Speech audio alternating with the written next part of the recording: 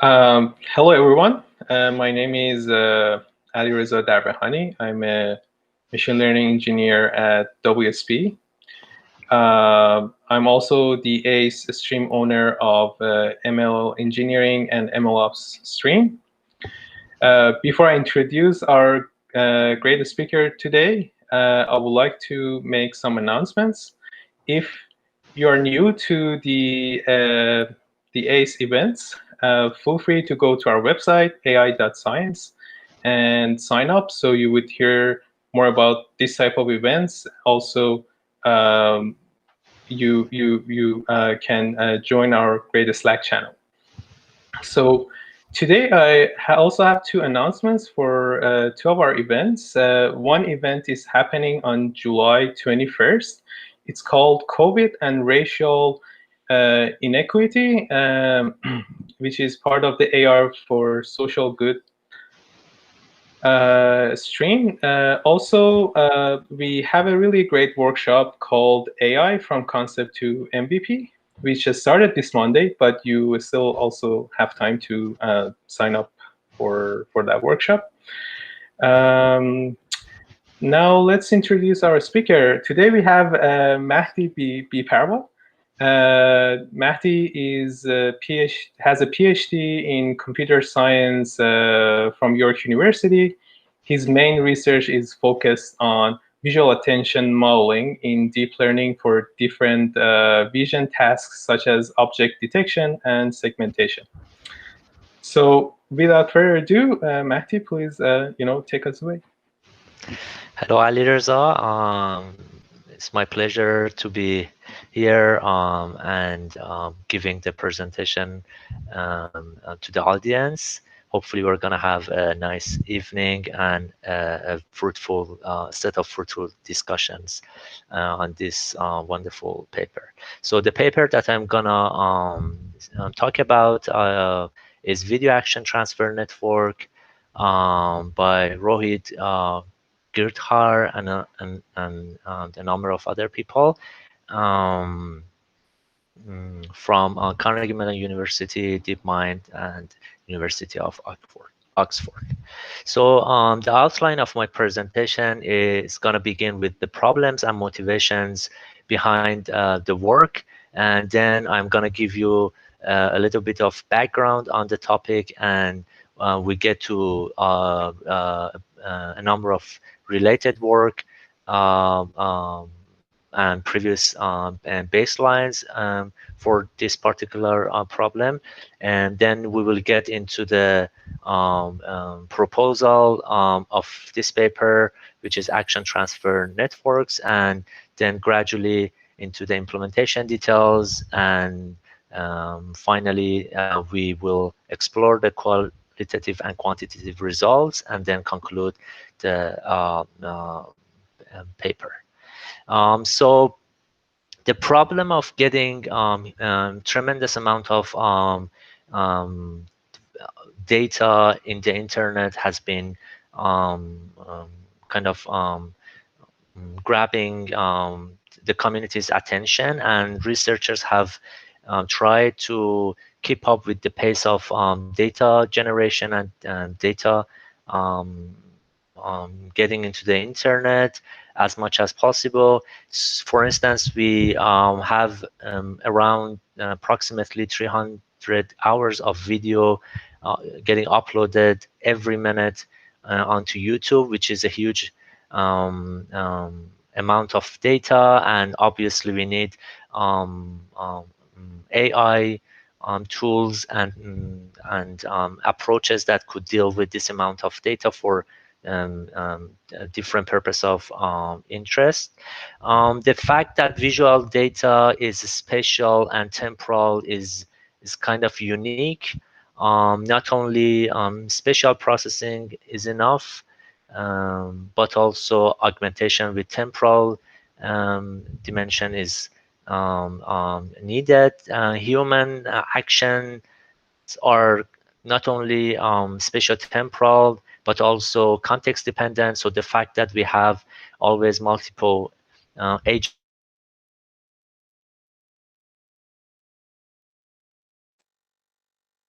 role in most of YouTube videos. So whether it's a person or a bunch of people are interacting with each other, or it's different activities happening in some particular events, the fact that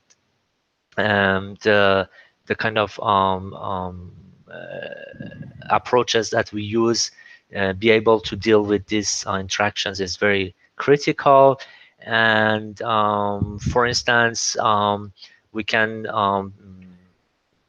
I can give you an example of a person listening to someone, which is conditioned on um, the person saying something in the surrounding context. So the context within the person doing some action has an important impact on the modeling approach that we choose, and it has to be properly addressed throughout um, the system that we kind of designed to deal with the situation.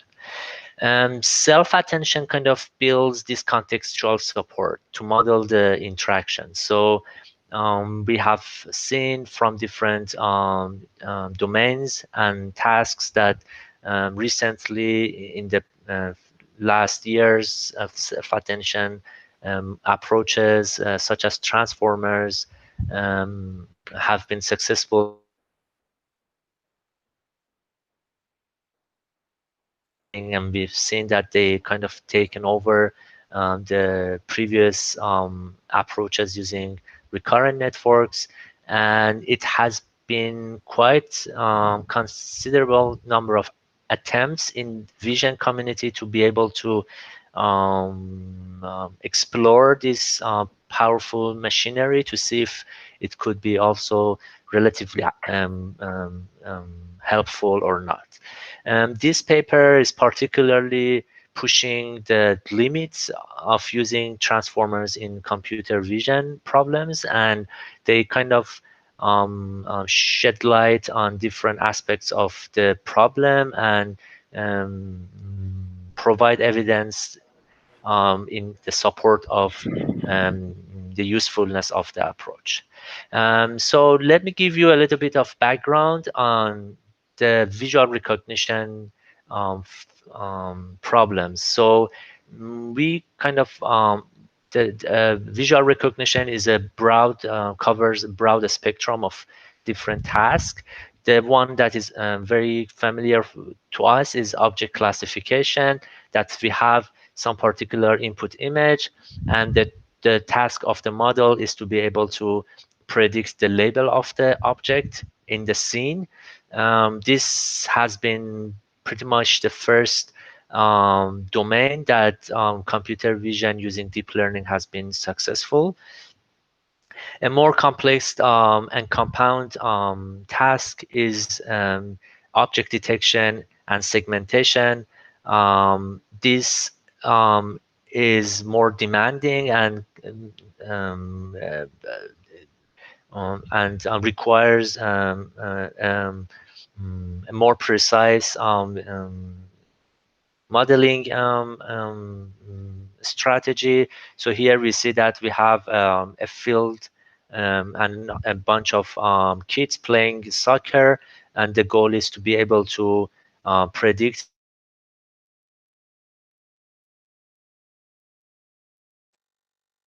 successful case is here we see that mask RCNN from 2012 could successfully show a task that can simultaneously predict object locations using the object detection modules, and also predict the class labels and foreground mask of each one of the instances.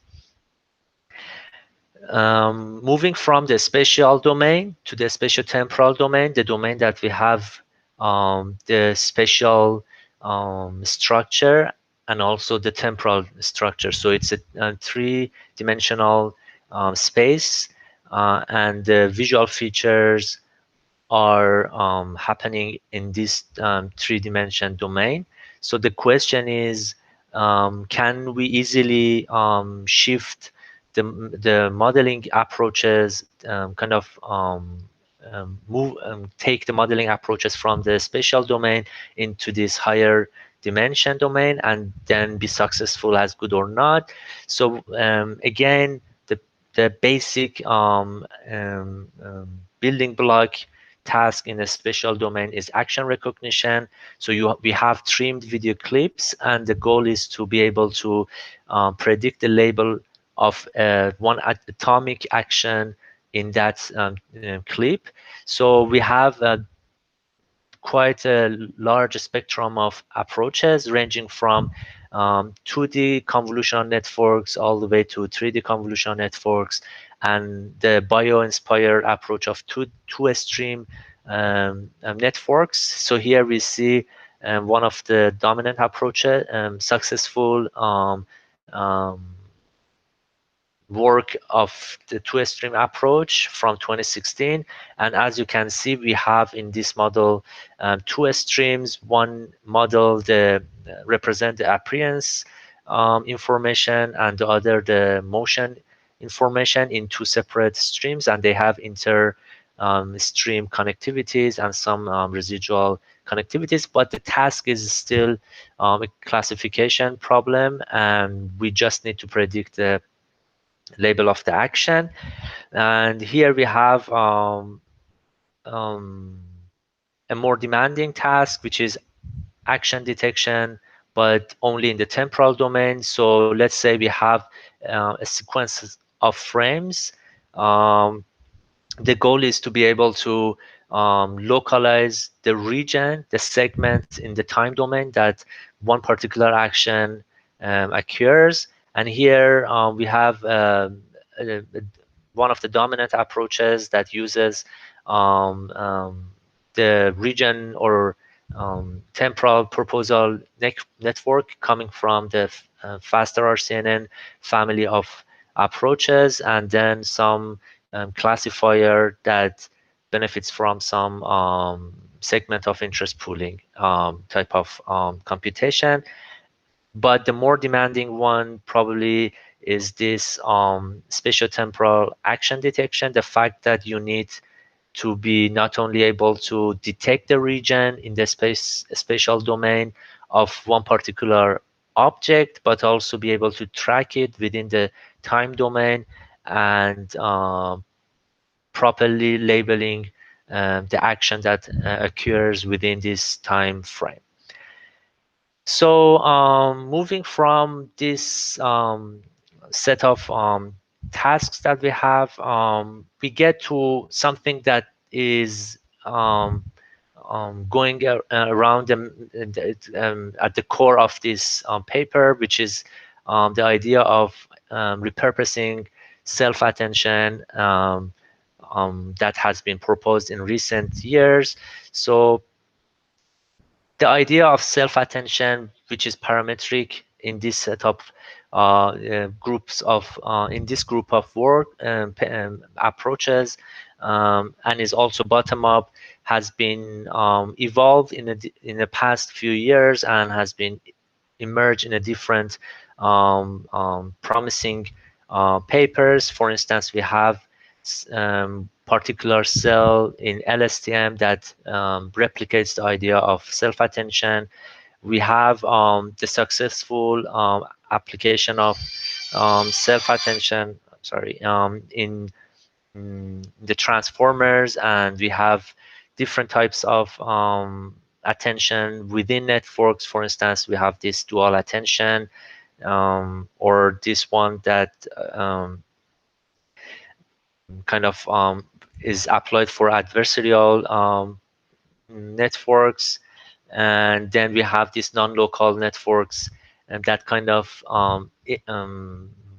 follows the same approach as the transformers and also this one. So what they inherently do is they try to come up with some attention maps based on which they can help to aggregate information from the context. So if we get back to the sequence modeling, we know that, for instance, in a sentence, we have the context is every single word tokens in the sentence, and the goal is to be able to aggregate information within this sentence for the prediction of one particular task. And here in video action detection, the idea is the same, but the context is not only spread throughout the space domain, but also in the time domain. So there are a number of previous works that this paper tries to improve upon. So one is the work of videos as a space-time region graphs. So the idea is that let's use some backbone network, which is I3D inflated 3D convolutional networks, which is a 3D convolutional network. And then we extract the features at some point of the network and then use a region of interest alignment pooling to pool some part of the in, to pull features from some part of the input and then build a graph using graph convolutional networks, and then they try to learn the interactions and relations between these nodes, assuming that each node represents some entity in the video, and then at the end they do the classification.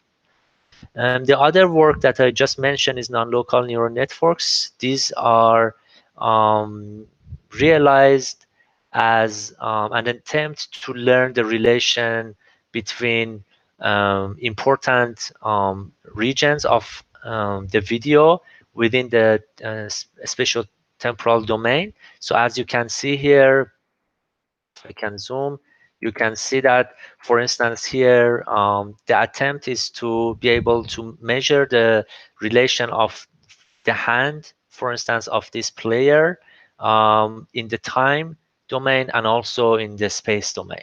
So this non-local idea, it tries to implement this idea in nature, and as you can see, it uses some building block which has very much in common with the transformers.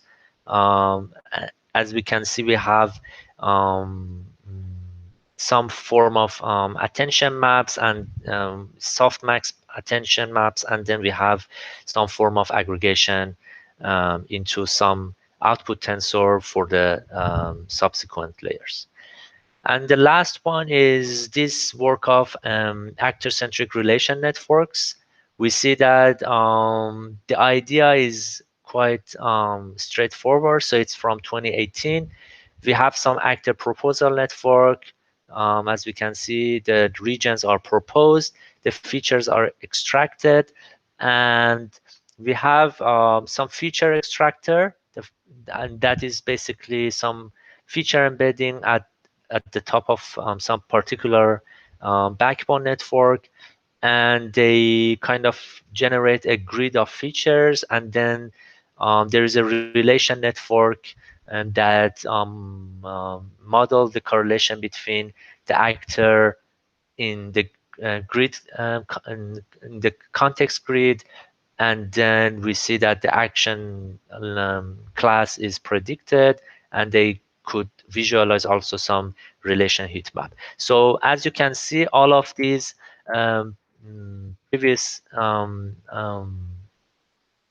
models have tried to learn some form of correlation of the entities in the space-time domain and be able to harness the context information for the prediction of the labels. So here in this action transformer network, what they have, they build upon the following building blocks. One is the spatiotemporal inflated 3D backbone model. So this forms the base representation. And on top of that, they borrow the idea of region proposal modules from faster RCNN, and they kind of extend it. and enhanced it and adapted to the domain. So the region proposal network has the role of sampling people locations. So it's a sampling approach for people localization. And at the end, they have some unique module, which is some repurposing of the transformer in sequential modeling.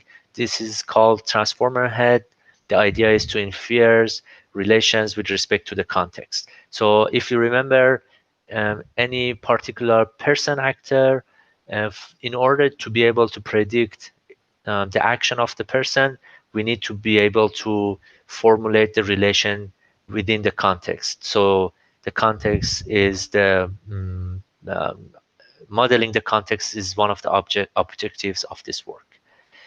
So human action is respected as the query, and the surrounding people and objects in the context represent the keys and values of the transformer. So the task, just to wrap up the task, is to detect all persons in the video clip and then be able to classify their actions with respect to the context at some keyframes. So one particular thing about this the experimental setup they have is I will get to that. It's AVA data set. So AVA or AVA data set has one unique thing about it, which is, so it's a video clip, it's a trimmed video clip, but it has a keyframe at the center of the video clip, and the keyframe contains extensive annotations using which the models have to harness and then be able to predict the label of the action. So that's why they rely on some keyframes for each video clips. So the inputs are short video clips, the outputs are the detected persons, so the bounding box coordinates of the detected person and also the actions they are performing. The model consists of a distinct base representation using the backbone I3D network. So here after we call it the trunk, and the head networks similar to faster RCNN, which consists of a class-agnostic RPN module for person detection and box regression, and one class-specific action module for action classification and box regression. So now let's get to the details of the model. So we see here that the input clip consists of multiple frames, and in each frame we have so let's zoom in at each, and in within the video clip we have a number of people, actors, so they are performing different tasks. The idea is that the model should be able to predict the region and also the type of action that they are performing. So we have in the trunk module, we have the I3D based network, which takes care of the representation throughout the spatiotemporal domain. We have some convolution of feature map from I3D that is extracted at some layer at the top of the network. We have this RPN, region proposal network, that is applied to the center frame features, which is the one, the feature map in yellow. And then the task of RPN is to be able, so it's basically, the RPN is basically coming from the object detection. So if you're familiar with that, what it does, it takes the input representation, feature representation, feature map, and then tries to predict the bounding box of the object of interest. And yeah, so the objectness and the objectness confidence value. So once we have that, we use ROI pooling, region of interest pooling, to pull the features out, and the features are sent into a number of different transformer heads and a number of for a number of layers. So here we have in this figure 2 heads and 3 layers, and at the end we have some feature tensor using which we can do classification and bounding box regression. So it's a kind of refinement. And let's get back to this. So the i3D base is pre-trained on the Kinetics 400 benchmark dataset, which is a benchmark dataset consisting of a large set of actions. And the task is only object recognition. So there is no detection annotation in the data set. We have 2D kernels inflated into 3D kernels. So the 2D kernels coming from some other pre-trained network, for instance, object classification, they inflate it into 3D network. So that's the trick in i3D. And then they fine-tune, pre-train it on Kinetics 400. The feature representation at the top of the trunk has the size of t over 4. So the pooling, the subsampling has a rate of 4 in the time domain, 16 in the height and width of the input video clips.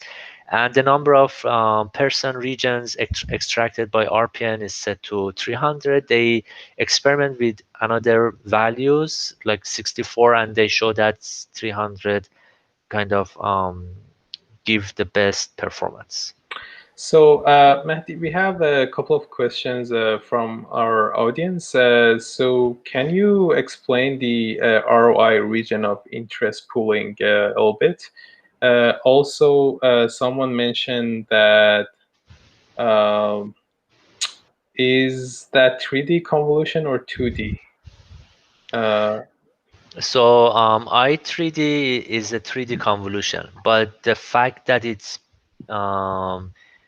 preset or pre-initialized with some 2D features has helped them to keep up with the performance of 3D convolutions. But the fact that they are not initialized from scratch is kind of the idea that they propose in inflated i3D. So it's actually the backbone is a 3D convolution. So the backbone is a 3D convolutional network. With respect to ROI pooling, so ROI pooling is a common and a successful component in object detection models. So, and the role of ROI pooling, so it's a pooling layer. So just consider as a pooling layer. For instance, the max pooling, what we have is we have some so we set the kernel size of the max pooling, and using the kernel size, the idea is to and the type of pooling, which is for instance max pooling. The idea is to take one unit out of the receptive field. So receptive field is 3 by 3. It means that across a 3 by 3 window, find the maximum value and take it out.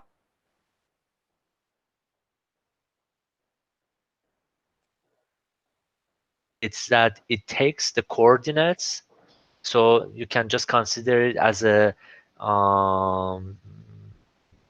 any size. So the coordinate could be any size of the box. So the box could have, for instance, instead of a fixed size, which is common in max pooling or average pooling, it has different sizes. So the sizes are predicted by RPN. So RPN says, okay, I wanna the features of this particular box, and ROI pooling, what it does, it given the input size, the size of the input video, for instance here, let's say it's 400 by 400 in the space domain, spatial domain.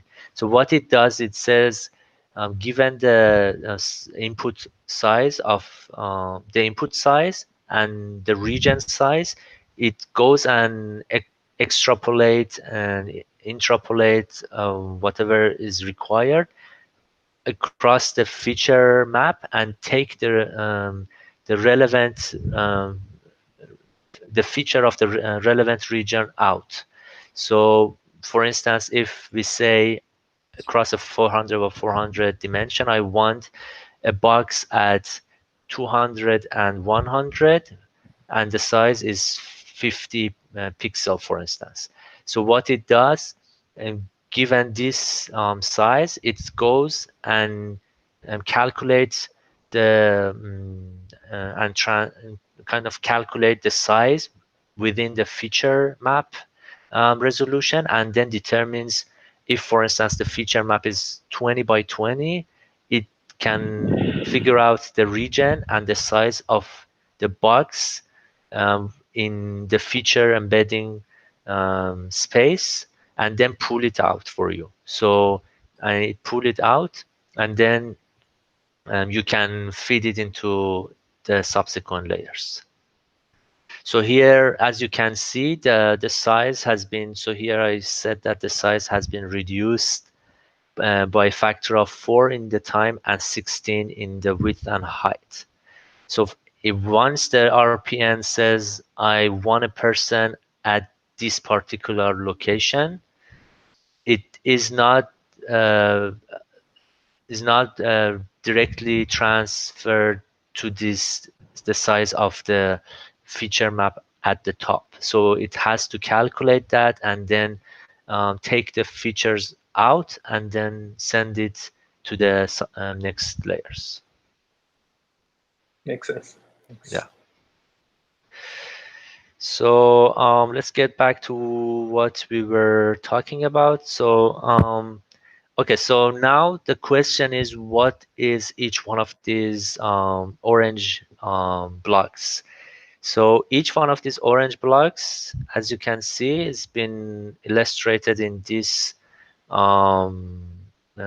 larger orange box. So if I a little bit zoom in, what we have here is, so the ROI, as you can see, we have it here. So the ROI pools based on the coordinates of the person predicted by RPN. So the ROIs are pulled out, and there is a block, there is a module called query processing. What it does, it takes the features from ROI pooling at the which are at the high dimension, and then kind of reduce them into a lower dimension, so then the subsequent operations could be efficiently done. So what it does, it do a sequence and a number of operations to kind of transform linearly the given person features into a lower dimension compact feature tensor, and this is going to be the query of the transformers. And we also do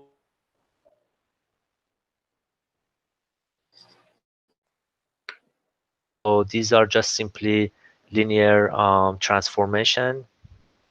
Once we have the keys and values, so the query is multiplicatively applied to every single element in the key, and then once we have the softmax and once we have the result, we apply softmax attention in order to get some level of attention maps, some form of attention maps. And then what it does, we have the weighted sum. So every single element in the attention map is summed, they are all applied to the value and then summed together. So such that at this point we have a tensor tensor with a size equal to the query. They apply some dropout to break the dependencies of the feature the features in the tensor, and then they update the query result. So the query is additively updated. They have two normalization layers. One is layer norm. And there are two layer norm, layer norm operate normalizations here. They have FFN is just simply some feed-forward network, so it's a two-layer multi-layer perceptron, and then they apply dropout. They update the query once again and apply layer norm, and then return the final query tensor, which is coming out from this side. They have two head transformers, so there are two heads. So two heads separately applied for every single query. And what they do, they concatenate the two, and then they send it to another two head transformers. And then they repeat this for a number of layers. Here we see three. They experiment with a number, and they realize that two, I guess, and 6 layers are good, which we will get into later. So before we move to the next slide, I myself have a couple of questions. I guess the audience might have similar questions. So you mentioned this is trained on the ABA data set, right? How many actions are labeled in that particular data set? That's a good question. So actually I get to the experimental setup, but as far as I remember, I think there are around 80, I guess. There are 80, yeah, 80 different actions, I guess, but I think I get into that. Sounds good. Yeah. Also, maybe you get into this one as well. Can you later on maybe explain how this 3D temporal data is annotated? Because you mentioned, for example, for object detection, so you have the coordinates of the bounding boxes as well as a label, like a class of the object in an image or in a video frame. Can you later on explain how this is kind of annotated for action detection? Yeah, so in AVA dataset, they have annotation for every person in the video clip at the center frame, central frame. So let's say if the size of each clip is 64 frames, what it basically means, 64 frames, it means that at the frame 32, which is at the center roughly, we have the annotations of bounding box for each person and also the action they are performing. And the goal is to have a model that could utilize this annotation and be able to predict and find the bounding box of the persons within the video clip. Yeah. Gotcha. So this is basically trying to predict the actions ahead based on the frames in time. So in a sense, in this setup, the fact is that you shouldn't probably look at it in a active scenario. So it's not an active learning scenario that the time has some meaning of forecasting. So that's not exactly what's happening here, because once you have a video clip, the time doesn't have any so it's not that you are predicting the future given the current, so it's not given the past, so it's not like that. So you collectively look at all the frames at once. Yeah. So the fact that they provided, I think, the central frame annotation for the central frame is just they wanted to make the problem a little more realistic and kind of make it harder for models to do the job properly. So because in other action detection data sets, we always have the annotation for every single frames. But here in AVA, it's a very new data set. They introduced it last year, CVPR 2018, and that is why they kind of wanted to provide a more challenging scenario for the researchers to work on. Gotcha. Yeah. Okay, thanks. No problem. So, so the last part that we have the modeling details explained is this slide. So here we see that as we just discussed, self-attention aggregate context into the person box. So as we can see here, this updating mechanism kind of pulls information from the context, which is happening, for instance, for this particular person. We have a number of persons and a number of objects in the context, and the interaction helps a lot for the prediction of the action.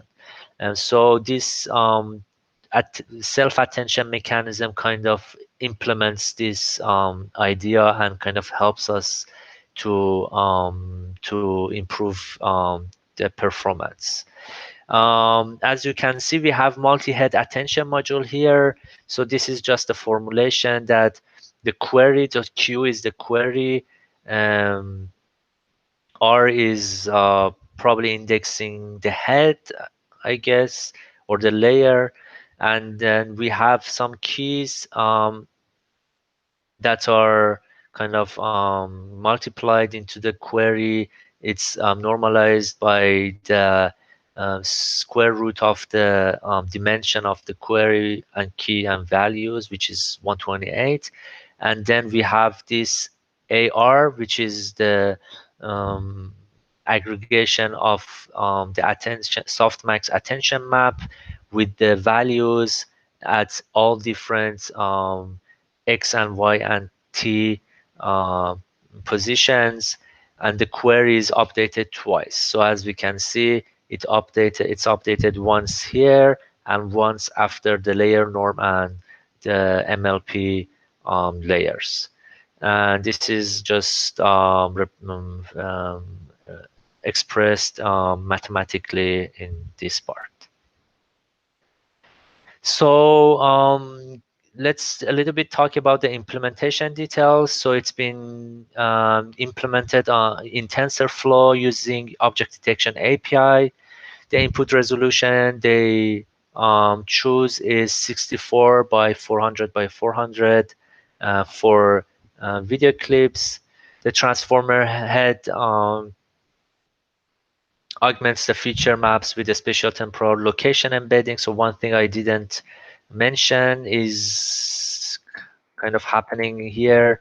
So we all know that transformers need to benefit from location encoding, which is lost in the definition of transformers. So in order to kind of implicitly integrate it into the model, transformers have proposed some form of location encoding. So here they similarly have the same location encoding, which is represented by this purple sheet, which is augmented into the video clip, but not at only the central frame, but every single frame. So every single frame they augment in the channel wise. They augment the location encoding to the features. So then both the query and the keys and values benefit from the location encoding. Sorry. So we talked about this. So they have details on how to add the location encoding. So you can read the paper. For the sake of time, I'm gonna skip that.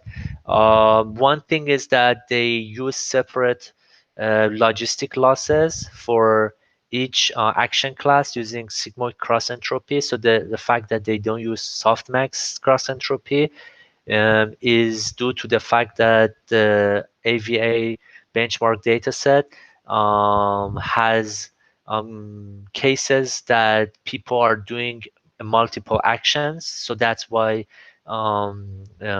the this network should be able needs to be able to deal with this specification. Regression is done using softmax, using smooth L1 loss, which is common in other detection networks.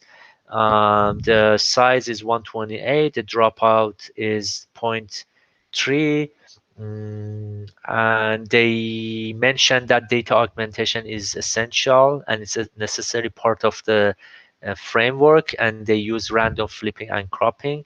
And it's quite obvious the fact that the model is parameterized and has a high capacity, that if it's not properly regularized with some form, is gonna overfit very quickly. So they have evidence for the overfitting throughout the experimentation, so they decide to impose the augmentation. And they use uh, um, um, a setup of 10 V100 GPUs and train the model for 1 week for 500 um, thousand iterations. So AVA is abbreviation of atomic visual actions. It's a version 2 of the data set. It has 200,000 training, 57,000 validation, and 100 testing clips, which is unseen by models and is validated through a evaluation server. The video clips are taken at 1 frame per second from 430 430 video clips, and they have 15 minutes. The durations is 15 minutes. Center frame in each clip is labeled with all of the person bounding boxes and actions, and there are, as I mentioned, 80 labels. So the quantitative results are as follows. So the overall performance on the validation set is 24.9. Mean average precision is the metric. So we see that they tried different heads and different query processing units, different number of proposals, and the values are reported here. And we see that for the case that they use transformers in addition to i3D, and the query processing is high resolution. So I didn't mention high resolution versus low resolution, but very quickly, just to give you an idea, low resolution, they define it as average pooling, and high precision is kind of tries to respect the spatial ordering of features, so that kind of improves, as you can see, performance. They have a number of ablation studies. They ablate the augmentation part, the pre-training part, and class agnostic regression idea, and they show that using the baseline, as soon as they um, remove one of these features from this experimental setup, the performance drops. And as you can see, the data augmentation has a high impact on the performance. And they also, in another experiment, they play around with the number of layers and the number of heads, and they show that for 6 layers of transformers and 2 parallel heads, they kind of gain the best performance. And here we have comparison with state of the art. It has an extensive comparison, but as we see here, their models with transformers head, i3D heads, and 96 frames. So they use, at the test time, instead of 64 frames, they use 96 frames. So they kind of let more frames into the model. They kind of beat the state of the art on the test set reported by the server.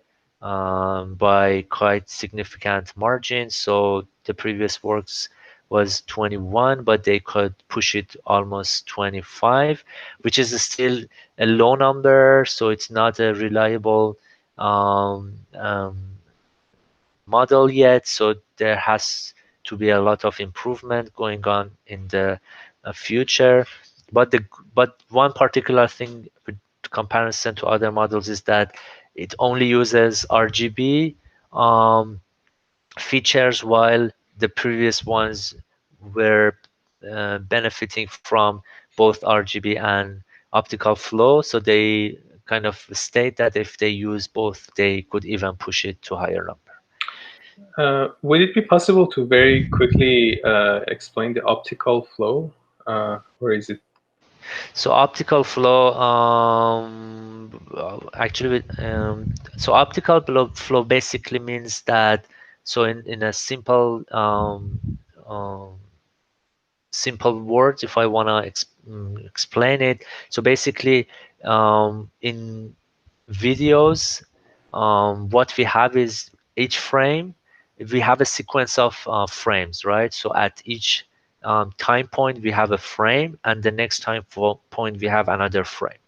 So the changes from one frame to another frame is represented using optical flow. So optical flow has a huge and extensive literature around it. So it's one of the um, early and basic tasks in computer vision, image processing. So they are usually based on mathematics. There are different ways to calculate the changes within the um, space um, within the spatial domain. They represent at each pixel how much the change happened. So for instance, if one pixel moves to left, the optical flow map can give you the some sense of this changing to the left.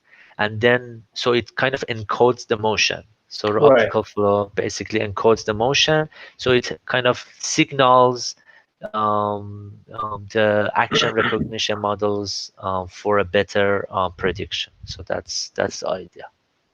Right. Thanks. So so what we have here in this represent this visualization for for three scenarios, so three video clips.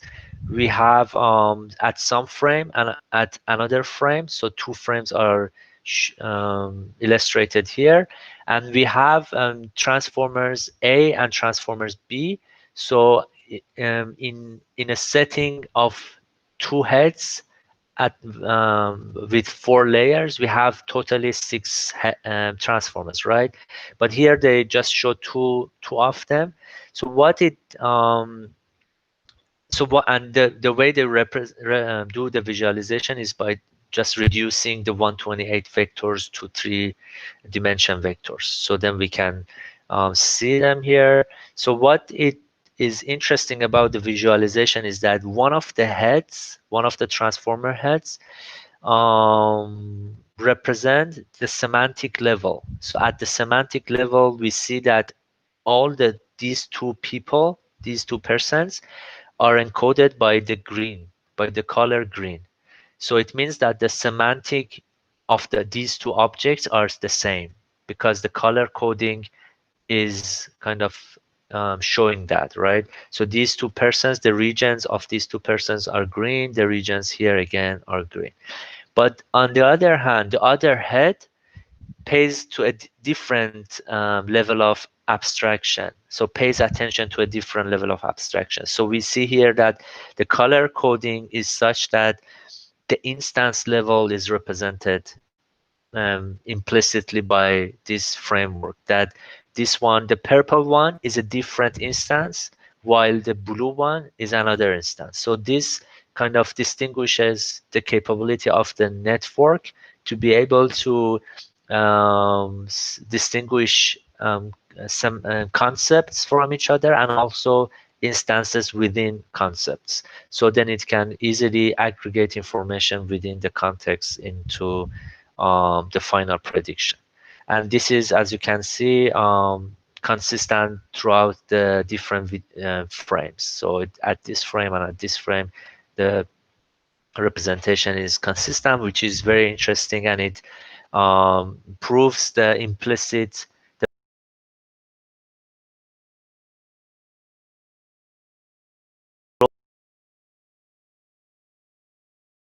the role of attention, the implicit role of attention in this framework. And in another visualization, what they have, so the attention maps, the softmax attention maps, they visualize it again here.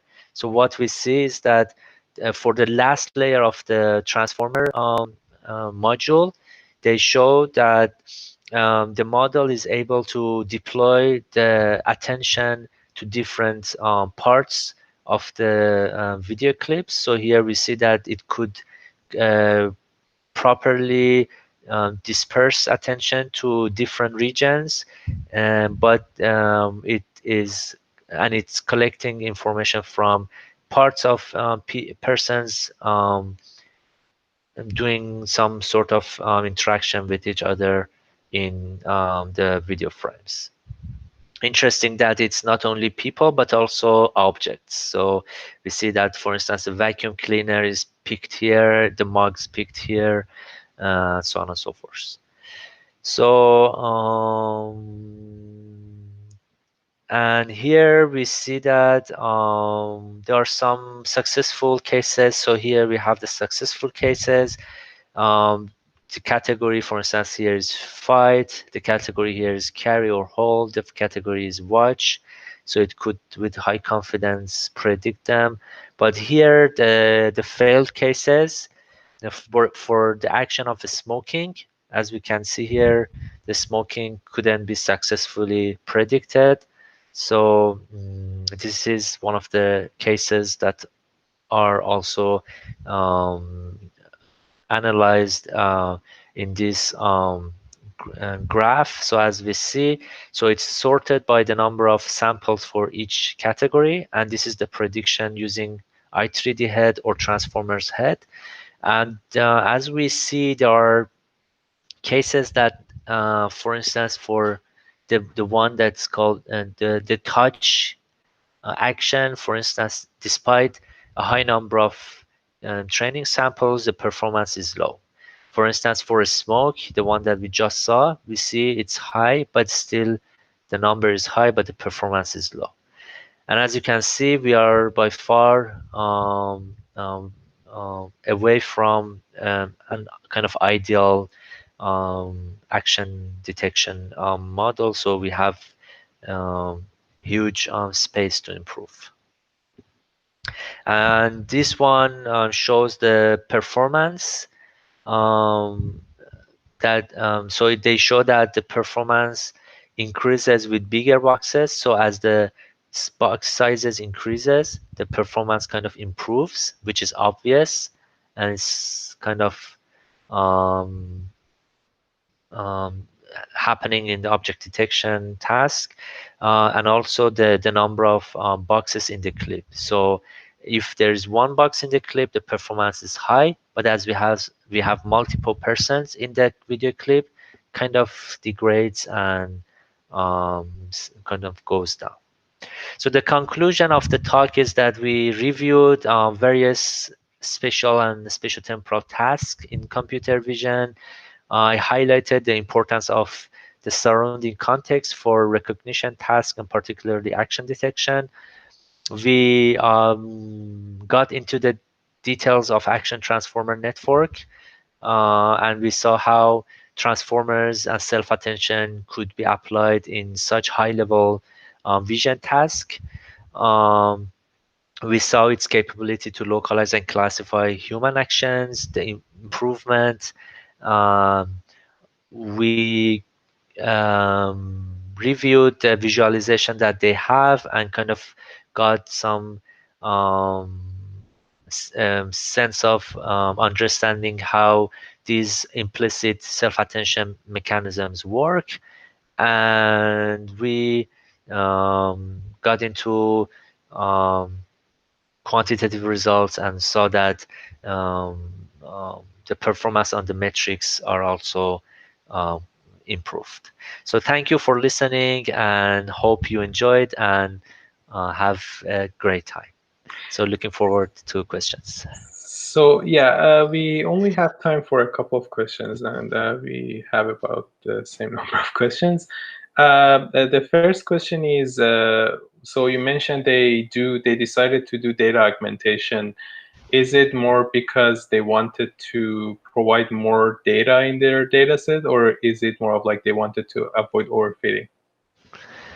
Um, the fact is that they have quite huge amount of data. So as we see here, the number of training samples is quite high for the number of class action classes that they have. So action classes is not high, so it's like 80 concepts that the model should learn, semantic concepts.